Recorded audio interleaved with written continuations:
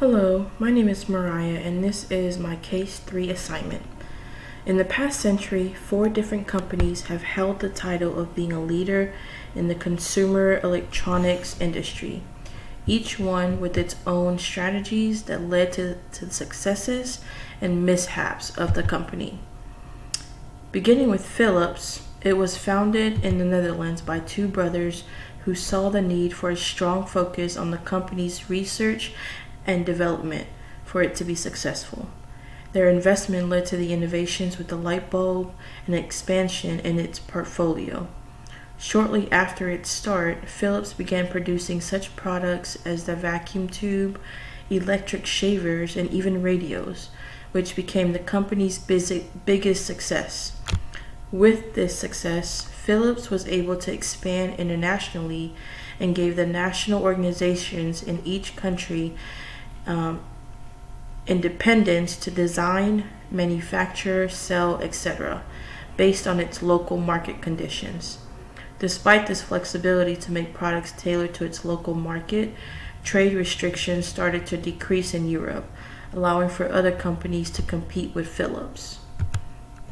Panasonic was one of those companies. Started in Japan by a young electric company inspector with just 100 yen to invest, Panasonic's goal to produce products at a 30% less cost than its competition effectively put it in the running to become a leader in the consumer electronics industry.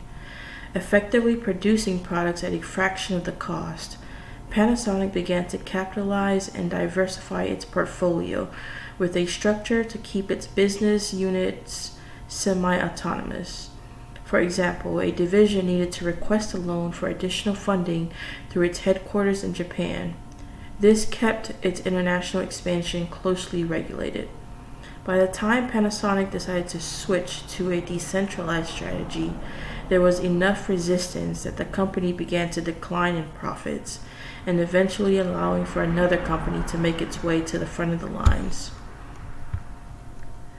When Sony began its rise to the top, its founders declared that the company is destined for success because quote unquote the reconstruction of Japan depends on the development of dynamic technologies. With the focus of innovation, the founders guided their employees with the slogan of research makes the difference. With all the money invested into its R&D, Sony had a plethora of firsts with the first transistor radio, the first all-transistor TV, the Walkman, PlayStation game system, and many others. While they were able to successfully expand globally, the recession in Japan hurt them enough to make way for Samsung. What started out as a trading company, Samsung saw an opportunity to enter into the same market Sony and Panasonic were struggling to stay afloat in. They successfully navigated the Asian recession with their decentralization strategy. With the success in manufacturing, as well as new blood, with the son taking over for the company, he had new initiatives that attributed to Samsung's success. His decentralization strategy meant more global production and research and development centers around the globe. Designers and engineers worked hand in hand, where in the past only the engineers had a say-so in product development.